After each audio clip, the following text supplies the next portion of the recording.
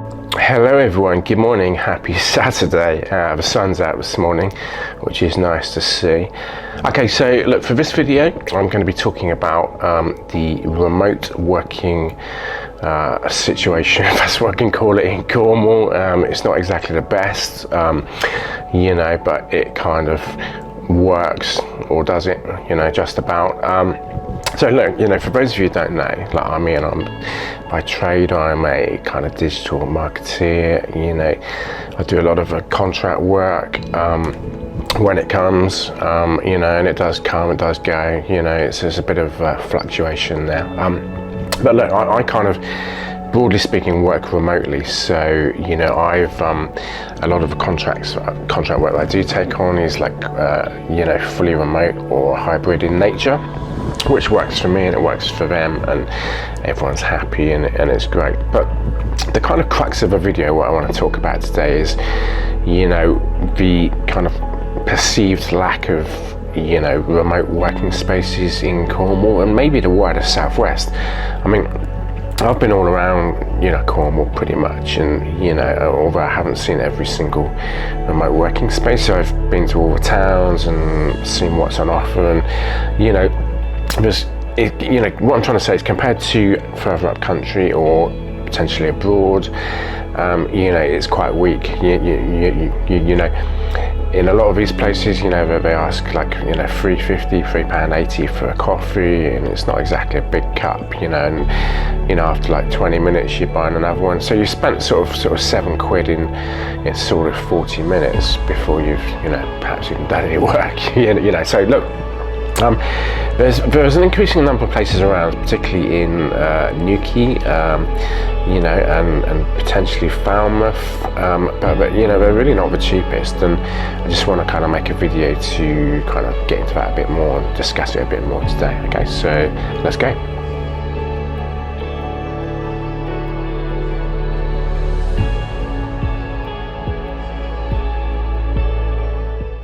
Hello everyone, happy Saturday. The sun is out this morning, although it's a little bit nippy, hence I've got a bit of a cardigan on. Okay, so for this video, again, something slightly different. I want to kind of have a bit of a vlog stroke discussion about the remote working spaces in Cornwall. Now, as somebody who's kind of been all around the remote working spaces, or what remote working spaces there are, let's say, I can tell you it's maybe somewhat behind other parts of the country. It's to be expected, I suppose, because of the type of economy that Cornwall is, with seasonal and hospitality workers, and a lot of people don't work all year round. So some of the Cornish towns are like single mums, without sounding derogatory or whatever. So they kind of go to some of these coffee shops, and there's less space to kind of and maybe a bit more noise if you're trying to get some work done and stuff. So it's a bit of an issue, and I just want to make a bit of a video about it today. I'm going to be reading off the screen a little bit, but not explicitly. So look, why aren't there enough affordable remote working spaces in Cornwall? And I guess the definition is, what is affordable? Personally, I've done a lot of remote work in the past. I do contract works on and off, and I kind of work from coffee shops or hotels and stuff. But realistically, you are spending a dime. It's not uncommon to be paying sort of £3 if you go to a hotel. It's like £3.80 for a coffee, and if you're there for like 3 hours and you have 3 coffees and a bag of crisps and a flapjack or a bit of cake or whatever it might be, you've easily spent £15. Now, whilst that's not going to break the bank, if you're doing it every day, do you see what I mean? It mounts up, over a month, £15 a week. So what's that, 75 quid a week, times it by 4, do the maths, 150, 300 quid a month, just on, coffees and, working out and stuff. So you're losing a big chunk of your income, just by, working away from the kind of home environment. Now, I know everyone likes to work from home. I've done a lot of it as well. I mean, just before Brexit and COVID, I had a fantastic time. I was out in Gibraltar for like 18 months, and I was getting paid from London from a company called Vinco. And that was, looking back, I mean, I don't think my life's over, but looking back, that was a dream, because you're in the Mediterranean, blistering sunshine every day. It's got a very good infrastructure down in Gibraltar, high-speed broadband internet, very reliable. It was hardly ever down, and there's aircon, and I've got friends down there, and it was a great life. And you sort of getting paid from the UK, which was obviously before Brexit. And yeah, it was fantastic. So I understand why people like to work remotely, and it's becoming a bit more tricky now, because a lot of employers or companies seeking contractors, they'll put in their ads, no remote working, no hybrid, this is a working person contract or whatever. So it is getting a bit more niggly. It's more prevalent in some sectors than others. Like marketing, you can get away with it more so than other sectors. If you're working for like a packaging firm, from the office doing the accounts and the admin and stuff, you're less likely to get away with working remotely. But just kind of steering the conversation back to the remote working thing. I mean, I've been to all the major towns, like Penzance, St Ives, Falmouth, Truro, Redruth, Camborne, etc., etc., etc. Newquay, there's a few more in Newquay in recent years. But if these things have different models. Some of them charge like 150 quid a month, and then you pay for your coffees on top. I mean, when I lived in Newquay, which is again before COVID, before Brexit, I used to go to a pub owned by the St Austell Brewery Company called the Great Western. It's one of the biggest pubs in Newquay, and because it's one of the biggest pubs, they've got like a lot of sofas and a coffee bar and stuff, and I used to just park up there, not all day every day, but they used to work great, because there's no membership fees, the internet was very reliable, I got to know everyone there. Obviously I lived there for like 5.5 years or whatever it was. So that was great. But if you look at some of the other towns like Helston, for example, very thin on the ground for remote working. I mean, there's cost of coffee, 3 quid a coffee, and the problem with that is not so much the price of a coffee. The internet's a bit sketchy. You have to register for it with Sky Internet, and it doesn't always work. There's always a lot of noise in there. The idea that you can go in there, sit down and do 3-4 hours work is a bit of a travesty, a bit of a nonsense, because there's all the after the single parents have dropped off their kids to school, they're having meetings, and then you've got the health workers having meetings with their clients, and so there's a lot of noise and distraction, and kind of people equally might be in a different situation, want to get out of the house because they're lonely or whatever. So you see what I mean? So these places aren't ideal. When you've got Premier Inn, 3 quid a coffee, that you can park right outside for that one. They've got signs up now, so you have to register your registration details, and you get, you get a couple of hours, I think 3 hours I think you get. But again, the coffee there is not great, to be honest. I mean, it comes out of a machine, so it's not even made by a barista or barrister. No, barista. And it's a small cup, comes out of a machine. Even if they do make it, behind the bar, it still comes out of a machine. And it's just like a small coffee machine. It's not like a proper coffee shop, Starbucks type barista machine. So look, these places aren't great. You can get away with it in the morning between sort of 10 and maybe 11:30 out of the summer season, but once you get into the summer season, it's just overloaded with holiday makers basically staying in the Premier Inn next door. Wetherspoons, look, the coffee's cheap there. It varies by the pub. Some of them charge just over £1. Some of them charge 1.20 for a coffee. I haven't been in it for months. But the problem there is, it's a certain type of demographic. A lot of people are on a bit of a budget. They're having breakfast for sort of £3 every day. And it's a similar story to cost recovery. There's single parents going in there, there's kind of long-term unemployed going in there, there's so the idea that you're going to get work done there is a bit of a travesty, to be honest. That's why I don't go in there. There are some other places which I've, it's not all bad news, but it's limited, it's thin on the ground. There's a place in Brieg called the Queen's Arms, and they've got like a nice, it's out of the way, but you need a car to get there. And they've got a nice, courtyard out the back, so it's covered. You're not kind of sitting out in the open air, so to speak, unless you want to. And they've got some sofas there and internet, and that's quite pleasant because it's still £3 a coffee, but it's not mega overloaded with noise and overcrowded with people. It might be in the peak of summer, but broadly speaking, from sort of now through to March, that's one of the better options. I've been to Penzance, again, not so many places there. Yes, there's places if you just want to get a coffee and a bite to eat, but maybe not to work so much. I've tried, there's a hotel there, in the main street. There's, a couple of cafes, but it's the same issue.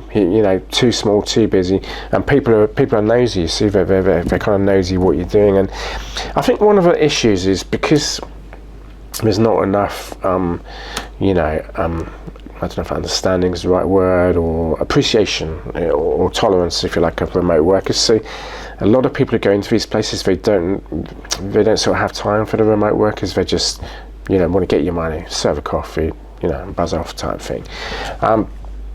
So yeah, look, there's a lot of different issues. In Cornwall, I think a lot of these businesses might find it hard to develop a place and sustain it and make a living from it because not enough people are working remotely. It's a county where most people work in-house, in person, a lot of hospitality and catering jobs and other jobs, but they work from the factory or the company office. So the fact that there's not enough people in the county, working remotely means that, it's very maybe not viable at the moment for a lot of businesses to develop and maintain these great co-working spaces. So yeah, the coffee prices have gone up as well in recent years. That's like another thing. I mean, the highest I paid is £3.80, which I think is a rip-off, to be honest. £2.50, £3. It's still expensive. You can buy a whole jar from Tesco or Sainsbury's or Lidl's for like £2. So, yeah, it's still expensive. But if you're doing it a couple of times a week, it's not so bad, hey? So why do these problems exist? So yeah, like I just talked on the infrastructure challenges. There's limited commercial property in high footfall areas in Cornwall. A lot of companies, businesses can't make a successful business model of it. Demand versus supply mismatch. Yeah, that's true. Remote working tends to be, it's increasing. A lot of people are doing it from home, you see. It's a lot cheaper. It's not as exciting, but and there's less distractions. But a lot of people are, working from home. If you can get those types of contracts, like I say, it doesn't work for every sector, and it's a declining thing. Well, I say it's not a declining thing. It's a declining thing in the UK. It's a declining thing in Cornwall specifically. But if you go abroad to certain cities or other big cities in the UK, it's absolutely massive.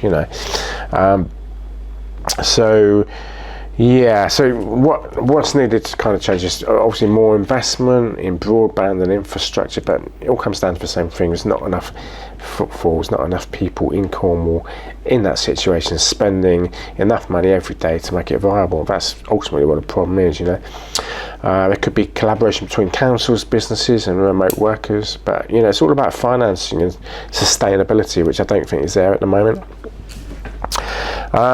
Yeah, so look, there are some remote working places specifically in Cornwall. One's called the Workbox.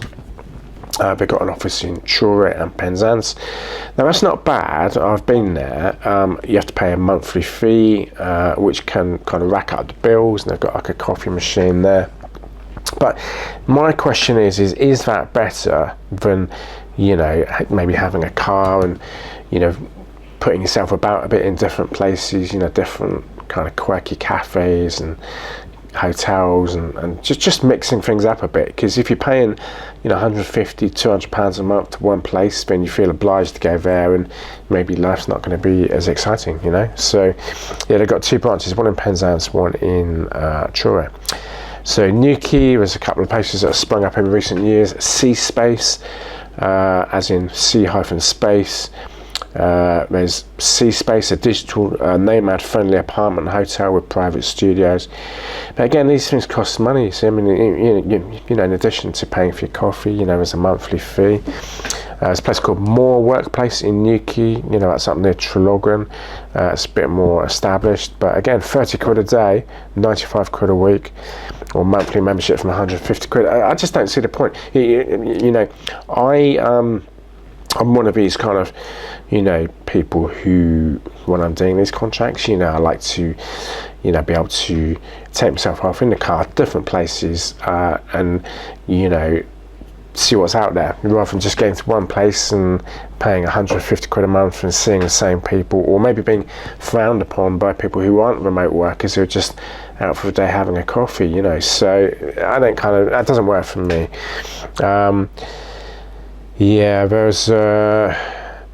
There are some places about, let's read through some of the common issues, like connectivity and infrastructure. So, getting to the place, the internet quality, is the coverage good? Is it fast? I'm just reading off the screen here, like some places have reported like drop-offs with, so they're no good for video calls and stuff like that. Cost and affordability is a big one. Like I say, you can easily be paying £25 plus a day, and if you're going to do that, why don't you just jump in a car, find a nice quiet country pub with a sofa, sit in the quiet part of the pub, order lunch, order a couple of coffees, and 9 times out of 10 these places are great, but you've done something different. You've kind of lived the dream. You instead of just going to the same place in Truro or Penzance or wherever it might be, could be anywhere else in England, you're exploring and doing your work and living the best of both worlds. So there's a lack of what have we got here? Ergonomic equipment. A common complaint most co-working spaces provide only basic seating and desk setups. You see that's true. You're paying 150 quid a month for a lot of these places, and you get like a basic rubbish desk, and a kind of plastic chair, and maybe an internet port if you're lucky. This is why people are working from home more, and why it's not exactly viable to have these co-working spaces unless it's in a big city. In the big cities it's great, in places like Tbilisi, Bangkok, London, Manchester, Bristol even, there's a lot more options because there's a lot more people, there's a lot more expatriates from different places, and it's a bit more cosmopolitan, and the kind of city vibe, city buzz, and it's completely different, but in Cornwall it's not. Right, here we go. Privacy and security, we're on barriers still. So for remote workers, handling sensitive data, privacy in open co-working spaces is a concern. Yeah, that's true. I mean, the amount of times I've been on a video call, talking to my boss at any one moment in time, and there's been somebody kind of earwigging, listening in, or looking at, what you're up to, who do you work for, so there is that to it as well, which is why I prefer like the quiet places. We can just park the car, find a sofa, quiet part of a, let's say gastro pub. I certainly don't go to these, alcoholic type pubs. I prefer like the quiet country gastro pubs in nice places and free parking and plenty of space and good Wi-Fi. And I find that much more productive than sitting in a so-called co-working space, where there's loads and loads of people all earwigging, paying 150 quid, sitting not far away from you, looking at your screen, who's who you work for, or if they sense you're doing well, perhaps they'll even apply for a job where you work. So yeah, there are privacy concerns. Okay, so yeah, I've kind of covered it really. I mean, I don't need to make it too long, but my advice, if you're a freelancer, a digital marketeer, you work in marketing, or you have a job where you can do fully remotely, especially if you have a car and you live in Cornwall, try and put yourself about a bit. visit new places. You know, it won't always work out, but it's going to be better for you, in my opinion, than paying £150 a month to sit in a place with, you know, 6, 7, 8 other people, all paying £150 a month, sitting in close proximity to you, listening to your phone calls, looking at your screen, poking the nose where it doesn't belong. And you'll find, you know, if you try and visit some of the country pubs off the beaten track a little bit, you know, you need a car to do that, and your laptop obviously, and you need to have a, you know, structured contract that enables you to work remotely and get paid. Then I think you'll have you know, a better life and more success with that. I actually like working abroad. Who doesn't? You know, if you have the contracts in place, you know, Lisbon's fantastic for that. There's a lot of like remote co-working spaces there. You know, in all the big metropolitan cities, this is true. You know, places like Dubai, Tbilisi is very good, very cheap cost of living, a lot of, you know, decent high quality co-working spaces, Bangkok, you know, but also in London, you know, Bristol, Manchester, Birmingham, you know, there's a lot more options. So guys, I'll leave it there. Thank you for watching, and I'll see you on the next one. Take care.